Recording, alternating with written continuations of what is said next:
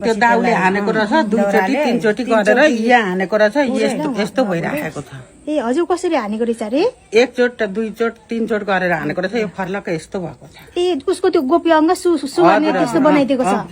आमामा 3 ठाउँ एक ठाउँ पनि होइन। हजुर अनि त्यो दाबाहरू खोजेर अनि सरहरूले लानुभयो। ए दाउले पो काटेको रहेछ? दाउले काटेको रहेछ। आमामा कति सुमुन आँटिलो मैला रहेछ यो। हामी त छक्कै पर्यौं हेर्नु त, बुढेसकालमा यस्तो आँखाले देख्नु पर्यो। दुईटा बुढिया रे यो कान्छी अरे जेठीसँगै बस्थे भन्छ, कहिलेकाहीँ आउँथ्यो। कसरी फेरि मारेर त्यो काटकुट पारेर राखेर अनि आफू चाहिँ त्यो लुगा फेरेर सफा भएर नाटक पारेर यहाँ त्यो ओछ्यान बिछाएर पुरै मजाले सुतिराखेको मजाले आफ्नो लुगा फेरि खोलेर यही छ लुगा उसको। ओहो भनेपछि उसको त मार्ने नियति रहेछ। अनि त्यो केटालाई सोध्दा केटा भागेर बाटोमा पुगेछ। अनि त्यो केटालाई सोध्दा भाइ कसरी भएर यस्तो?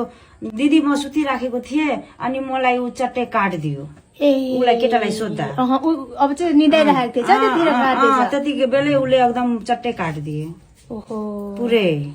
अनि तपाईहरु यहाँ आउँदा यहाँ भित्र पुरै खुनै हुन्छ? कुनै एकदम खुनै अहिले पनि छँदैछ। यस्तो गरेर काममै गर तिमीलाई कहाँ चोट लागेको छ, कहाँ हानो भन्दाखेरि यस्तोमा काटेको छ भन, उसले लेङ्गा काटेको छ। अब हामीले त हेर्ने कुरा भएन। फेरि पकायो ओरी फेरि मासु पनि अस्ति हिजो खिलायो, मासु रक्सी सबै खिलाएछु। ए भनेपछि मासु रक्सी खुवाएर त्यो मातेको तालमा सुतेको बेला काटेछ?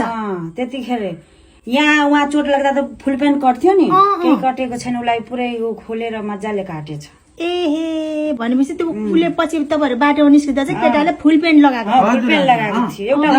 चोट लागेपछि अनि उसले लुगा घुसाएर त्यहाँसम्म पुग्यो, ढलिहाल्यो। बाटोभरि खुनै खुन्थ्यो। अहिले पनि छ, अहिले पनि छ, घरमा पनि छ।